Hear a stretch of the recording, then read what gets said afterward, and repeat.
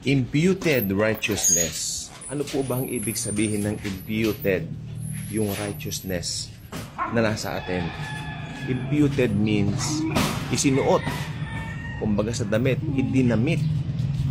Kasi pa nagdamit mo, ikaw yung nagdamit sa sarili mo, pero ito iba to. Iba ang nagdamit sa atin. Dinamitan tayo, iba yung nagdamit, di ba? Sino yung nagsuot ng damit sa atin? Yan ang ating pag-aaralan. Hindi ordinary yung damit ang sinasabi ko rito, ha? Damit ng righteousness, damit ng kabanalan, okay? Na tanging kay Kristo lang natin makakamtan. So, si Jesus, ang sinasabi dito na dahilan bakit tayo nadamtan ng katwiran ng Diyos. Okay? So, yung katwiran pa rin ng Diyos ang pinag-uusapan natin dito. Malayo doon sa mga, so sad, maraming mga pastors and preachers nangangaral, tulad nung narinig ko kagabi, maraming maiiwan sa rapture dahil ganito ang ginagawa nila, dahil ganun ang gawa nila. Nakapokus siya doon sa gawa ng tao, wherein hindi po gawa ng tao, hindi yung gawa natin ang magliligtas sa atin, kundi yung ginawa ng Panginoong Jesus sa krus ng Kalbaryo. Paulit-ulit po yan, pero yan po ang buong katotohanan. Okay? So, basahin po natin ito, hinighlightan ko na po yung mga verses na magpapatunay. Alam nyo sa aklat ng Revelation, alam naman natin ang Book of Revelation, ito yung pinakita ng Panginoon kay Juan kung ano yung mangyayari sa huling panahon, no? At alam naman natin, yung sa chapter 5, ito yung pinakita sa kanyang vision ng langit, wherein may nagtanong na anghel, o basahin na nga natin, no? Ito, hinighlightin ko lang yung babasahin natin because may kahabaan po yung chapter, no? So, ang hinighlightan ko lang po, chapter 5, verse 1, verse 2, tapos verse 9 and verse 10. Tumalon lang po ako. Pero, tumalon man tayo dito, nakuha naman natin yung sustansya nung gustong ibigay sa atin ng pag-aaral na ito. Okay? Basahin po natin. Okay. Okay, Revelation chapter 5, verses 1 to 2. Dito muna tayo. Okay. And I saw in the right hand of him who sat on the throne a scroll written inside and on the back, sealed with 7 seals. O mga selyo po yan, alam naman natin yan. Ito yung tanong ng anghel, ito yung pinakabuod ng pag-aaral ngayon. Then I saw a strong angel proclaiming with a loud voice, "Who is worthy to open the scroll and to loose its seals?" At kung itutuloy mo ang basa dyan, si Apostol Juan, nagitla, nasyak siya. Kasi nung nagtanong yung anghel, sino ang karapat-dapat na magbukas ng selyo? Nagkaroon po ng katahimikan sa langit. Ang tawag nga ng ibang theologians yan, great silence in heaven. Okay. Tahimik na tahimik ang buong kalangitan. Pagkatapos, walang sumasagot, walang umiimik.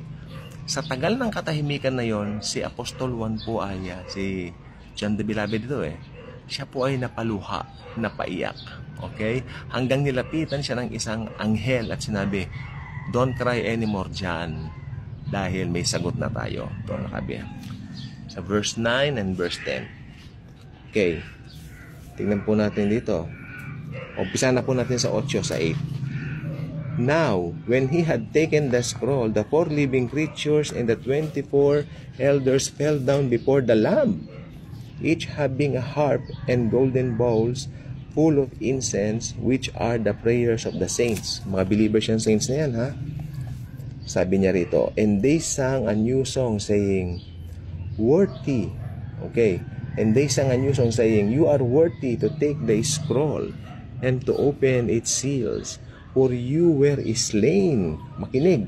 "For you were slain and have redeemed us to God by your blood, out of every tribe and tongue and people and nation, and have made us kings." Makinig po tayo yan.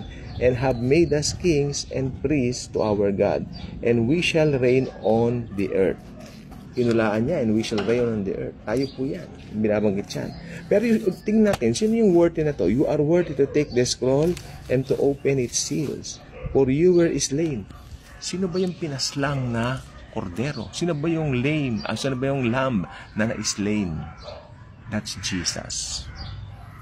Kaya si Jesus Christ lang po ang righteous. Siya lang po ang may karapatan na magbukas ng selyo dahil siya ay Diyos na nagkatawang tao at namatay para sa atin. Ibig sabihin yung sakripisyo lang niya ang perfect, hindi yung gawa ng kahit na sino. Kaya kung may mga naririnig kayo na mga pastor na nangangaral na gumawa tayo ng mabuti para ma-please ang Diyos sa atin, I'm so sorry. Meron pang comment dito. Yung mabubuting gawa natin, sabi niya, yun, may puntos yun. No, even those things. Pupuntusan lang po yung mga bagay na yun dahil may bemasit. Hanggang doon lang po yun. Pero yung sabihin mong good points mo yun dahil sa sarili mo, no way, no way, no way. Even our sanctification, galing din po sa Diyos dahil kay Jesus. Basahin po ninyo yan, 2 Corinthians 5:18. Hinahamon ko kayo. All this is from God. All this is from God. Yun po yung sanctification. Nandun yung mabubuting gawa. Doon yung nakakilala tayo kay Lord. Galing din kay Lord yun. Kaya wala tayong pwedeng pagmalaki. Kaya yung mga nangangaral ng hinahaluan nila ng law, pagod na pagod ang mga itsura. Kailangan magsimba ng linggo, mas kinapakainit doon sa church nila, ang suot nila. Aray ko po, naka-necktie pa. Nakita ko po nung linggo kasi, naalala ko lang nung kami dati, Diyos ko, ako rin naka-necktie ako. Pero sa church naman namin, air condition, full air condition yung pinanggalingan ko. Uy, full air condition yun, up and down yun. Oo. Hindi siya pinagmamalaki ko. Pero sila yung church nila, nakita ko kasi, hello, grabe, ni walang bopide yung bubong nila eh. Tapos naka-nose neck, nakatay. Hindi sa pag-aano, pero alam nyo, tinanong ko si yung isang kasama nila, ba't ginasuot nyo? Hindi para ipakita yung righteousness daw nila. Look at, so sad. No. Talagang may mga ganyan pong kilala ko po yung mga taong yan. At yung ibang kaibigan po namin umisplit na doon sa simbahan na yun. Maniwala kayo sa akin. Awa ng Diyos. Ayan. Yung iba hindi naman full grace ang nilalapatan. Pero ang naalis doon, parang kulto nga ang dating nung ganun na, wow. Diba? Oh, actually, they love Jesus din. Nagpro-proclaim nga sila, Jesus is God, Jesus is King. Ganun. Pero parang may halong pananakot na pag hindi ka magbasa ng Bible, na hindi ka gumawa ng mabuti, parang parurusahan ka raw sa rapture. Naniniwala na sila sa rapture. Pero ang paniwala nila sa rapture, darating daw yung rapture sa kalagitnaan ng tribulation. Yan ang paniwala naman nila. Pero again, punta tayo sa topic natin.